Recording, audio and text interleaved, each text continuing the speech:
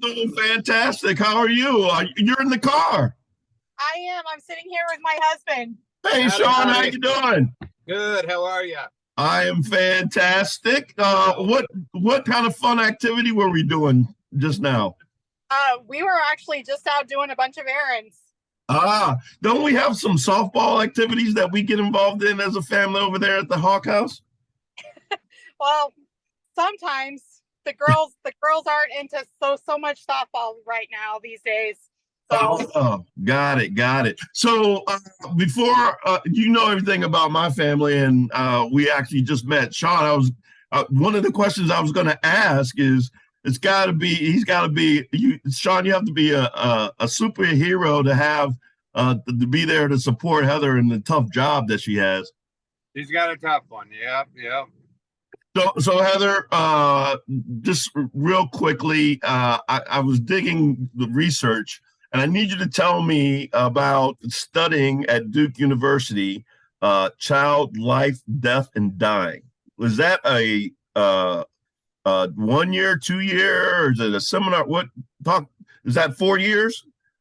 no, I did when I was there studying death and dying. I did that part was my clinical internship. So I worked on the pediatric bone marrow transplant unit, Uh-huh. as well as the pediatric oncology unit. So that's Got it. studying death and dying, and that's what I was doing was that internship there. And was that always what you were interested in? I always knew I wanted to work with kids somehow, and I started out being a teacher, but I ended up falling in. I don't know if you want to say in love, but to help the kids that were dealing with death, like losing a parent and things like that. That's what I encountered when I was teaching, and that's kind of what got me into to working in grief. Got it, got it. So yes, so that's how we met. Yeah, With my father passing, and you were one of the several guardian angels that my family encountered, and obviously it's important that I thank you for your what I consider to be very sincere empathy and compassion, which it's got to be a tough thing to do to talk to families like mine who are dealing with what we're dealing with. How do you prepare? Is it like you must have just this innate sense of people when you have to go in and start counseling? Is yeah. I mean, every family is different and unique, but the one thing that they have in common is that they're dealing with grief. I've even had to work with some families that I don't understand their language, but grief is a universal language. right? Way that you can console families and just be present with them. Um, so yeah, it's just I believe it's a gift I have to be able to work with families in these situations. Um, and yeah, it's hard, and you and all the other families I've worked with, have opened their grief process up to allow me to walk that journey with them, and that Yeah, in it is a blessing. yeah. So you work for clinical consulting associates, right? That's officially, and you Correct. and you travel like you're a traveling consultant. Yep. How does that work? Like, is it like every month, every 2 months, or? Yep. So I travel once a month, usually roughly 10 days a month, to different locations. And I am there with an OPO, which is an organ procurement organization. And currently I'm based out of Orlando. I've been there for about 4.5 years, coming down once a month, just kind of helping them out in the family services role. I've also trained their staff, to do what I do. So I've done that in different organizations. I've been a family services counselor within the donation realm for 14 years, and the last six and a half, seven of it have been traveling. Yeah, and your company, clinical consulting associate, says organ recovery coordinator. I hadn't heard that term before. I'm sure that's intentional. Those that word. Explain that to me. Sure. So within our organization, within the OPO, the Organ Procurement Organization, we all have different roles. So like mine, the abbreviation is FSC, Family Support Counselor or Coordinator. And then my colleagues are organ procurement coordinators. And they're the ones who, go in and manage the patient and help find recipients. They're more of the nursing or the respiratory therapists that you see going in and out, just making sure that the patient, much like your dad, his organs were in the best shape possible for transplant. It's up to us and my team, the organ procurement group, to make sure that they get them healthy enough so that we can transplant them. Yeah, so before we get into the intricacy of how it happens, because it was really interesting to me, you hit us with a stat that really jumped out at me, and it was that only 2% of the population pass away the way my father did from brain death. And I guess there's two ways you operate based on that. But first talk about that statistic, and then tell me about what makes it different than the other ways. Well, so like you said, less than 2% of people die in a way that they can become organ donors. So if you think about that, that's 20 people out of 1,000 people that die that have the opportunity to be an organ donor. Now you got to take that number even further, because not everybody, like your father, was registered that had made that decision that if something happened. So it's about half of that. So really you think about 10 people out of 1,000 that potentially are going to be organ donors. The other 10 families are going to say no for whatever reason that they feel that they are saying no to. So, I mean, it's very rare. The tissue donation is more common. That is the tissues, like your skin and your cornea, your bone, that can happen after somebody's heart stops or after somebody's death. So that is more common, but to be an actual organ donor, it's very, very rare. Yeah. So for me, it was very comforting and really apropos, because he had a very unique mind. So that being the way that he was going to leave us seemed appropriate. But the other overwhelming feeling I had was, we're going to help other families. And the main reason I wanted to talk to you is because there's probably a large segment of the population that they don't either think about it, or they're on the bubble about being an organ donor, and they just don't check the box on their driver's license. So if I can get that across with your help, how not just important it is that you can save a family from going through grief and save a life, but just the feeling that I had that he would live on in some way was one of the overwhelming feelings. And there might be a possibility that we might add to our family if that donor family actually wanted to meet us. Like, that was a cool feeling. And we won't get into the specifics of it. It didn't work out, but for half a day, that was probably the thing that took I was more angry than I was sad, but there definitely was sadness in it. But all of a sudden, this heavy cloud lifted, saying, oh, we're going to be able to help somebody. And I kind of got that feeling, we had never discussed it as a family, who is or who isn't an organ donor, but all of us there were organ donors and were willing to do that. So for people who, what do you say? How do you get that message out to people? Hey, if you're on the bubble or you haven't checked it, it's a great opportunity. I get with people who don't, especially like for a religious reason, I totally respect that. But it seems to me there's a bunch of people out there who just haven't thought about it, or just were on the bubble and just needed some encouragement to do it. That is correct. So we get in front of every family that has been declared brain dead, like your father.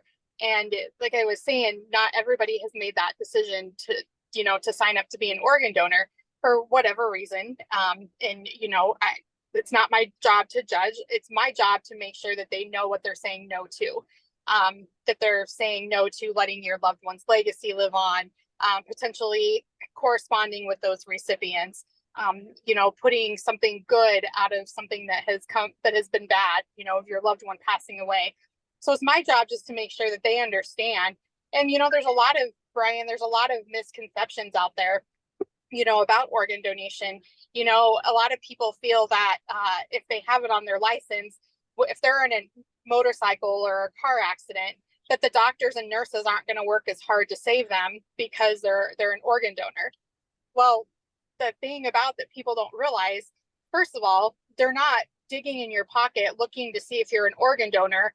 First Right. and foremost, they're trying to save your life. Right. And if they don't do their job, then clearly we're not going to be able to do our job.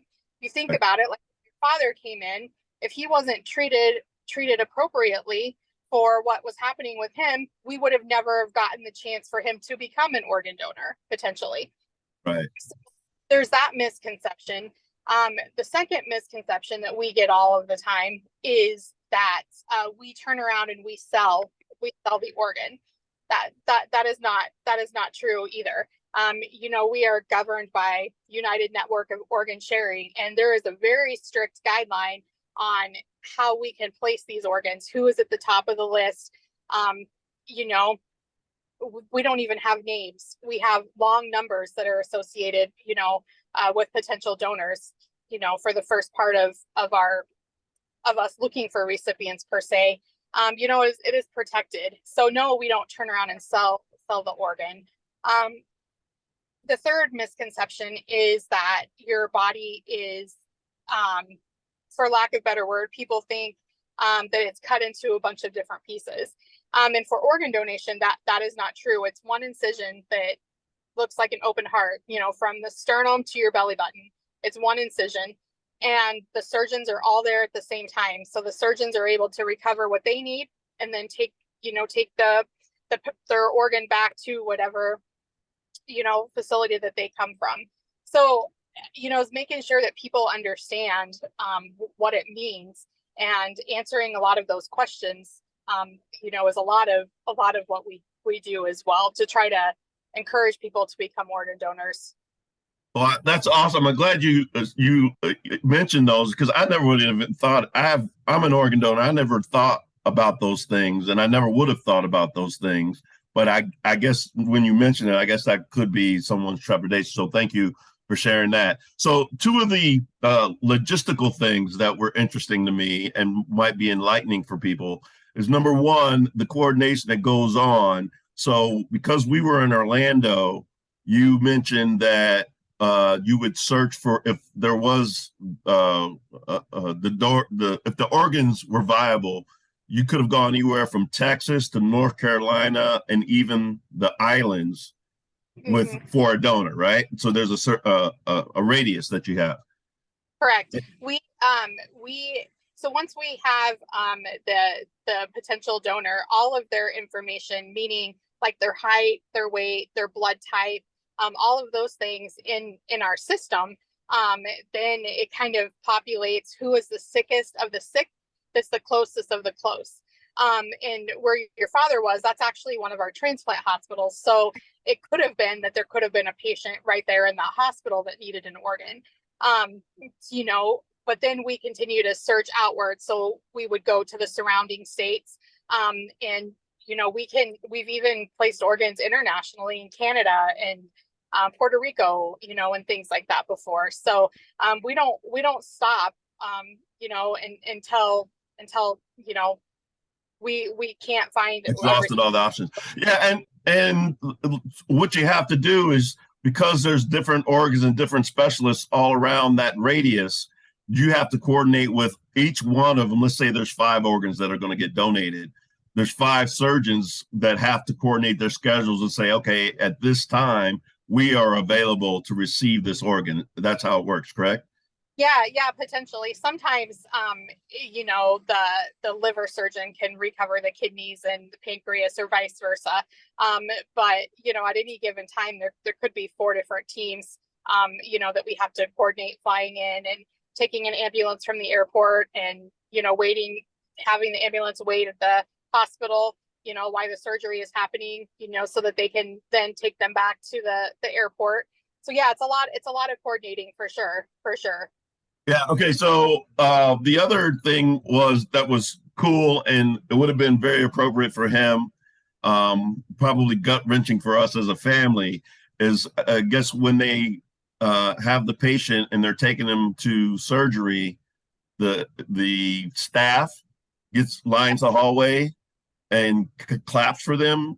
Is that accurate?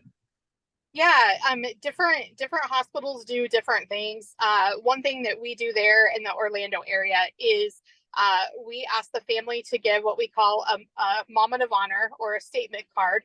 We have a generic one typed up that basically just says thank you for this donor and for allowing his life or her life. And if we just want to take a moment, and honor them before we go into for the surgery, and just remember who they were and all about their life, or we have the families be able to write a statement that we read that often just kind of highlights who they were, a dad, a brother, husband, grandpa, whoever it may be, and then just a little bit about them. They were an avid fisherman, or they like to work on cars, just so that the other people, the staff that are in the hallways, they get to know who this patient is. But we also read that again when we get into the operating room. We take what we call a timeout. Everybody gathers around the patient and we read that card, and then we pause for a moment of honor. I mean, those are your surgery people that are getting to know that this just isn't, John Doe laying here, that he was a dad, he was a pastor, he was a motorcycle rider, whatever it may be. That just kind of helps us come full circle that we're treating the body with the utmost dignity and respect. Yeah, the grandpa part, it's a touchy subject in the family because my other two brothers were too selfish to provide him with grandchildren. I know. So I'm gonna throw that out there. So he was never a pap. And then so here's the disclaimer. I asked you about this, and you kind of looked at me strangely, but do you tell these recipients that like if his organs were viable, would you inform them that there might be some sarcasm or a really extreme desire for White Castles and ribs? I mean, do you disclose that to? Because I would want somebody to know what they were getting if he was actually had viable organs. Well, we don't necessarily ourselves disclose that. We like the families to be able to Okay. interact. And like I said, we guide that process through letters and things like that between the recipient and the donor families. And it's very interesting to hear stories about how did everything worked out the way that we had hoped, that 4 or 5 months down the line you would have been able to meet those recipients and sit there Yeah. and have some ribs and tell stories about about him. Yeah. that Yeah, that's that would have been very cool. But just going through the experience, I thought was cool, and I thought that we really needed to share. So, if someone is either not registered as an organ donor or wants to become one, wants to get in contact with you, how would they do that? They can donatelife.org is the national registry. They can sign up on there, or they can go to any DMV office when they go to renew their license. Those are going to be the two easiest ways to sign up. Okay. Donatelife.org. Correct. Okay, well, again, I can't thank you enough for your compassion and empathy for my family. I thought it was important to get the word out, and just the best of luck to you, and keep doing what you're doing because it's a valuable service that you're providing. Thank you, Brian. I just want to leave you with some statistics as well. Oh yeah, please do. Every 15 minutes, somebody is added to the wait list. There are over 120,000 people in the United States that are waiting for an organ transplant, and every day 22 people die waiting. Mhm. So the statistics don't lie. There is more need than people can even imagine. And with, like I said, the uniqueness of the way that people can become an organ donor, I mean, we need people to say yes. You need millions, statistically, right? Yeah, I mean, to end that wait list, absolutely. Wow. Okay. Well, sending out positive energy, and I hope people, this has been helpful to get people off the bubble or to go to their DMV and sign up. Because trust me, just as someone who's gone through it, it is a healing experience to know that you're gonna be able to help another family. Thank you. Thank you again. Go ahead. Go ahead. I'm sorry. No, I was just going to say thank you to you and your family for just, adding a little bit of humor to my day in the midst of grief, because it does get hard, talking to families all the time about the sadness and things. And I appreciated your family just laying it all out there and letting Yeah, me know. I sensed it from you. I sensed that from you because you're starting to get a little too heavy, and I understand the heaviness of the situation, but we're a very happy family, and when the best that we can do, we want to provide smiles. So thank you for that, and Sean, thank you for sharing your wife with us. Absolutely. God bless. You too. Have you guys stay safe out there in Nebraska. Are you in Nebraska or Orlando right now? Nope, I'm home. I'm in Nebraska. Okay. Okay. Well, you stay warm. All right, warm. It's a nice, like almost 70-degree day. So. Oh, nice. Nice. All right. All right. Well, take care. And thanks again for your time, Heather. All right. You too. See ya. Thanks, Brian. Yep.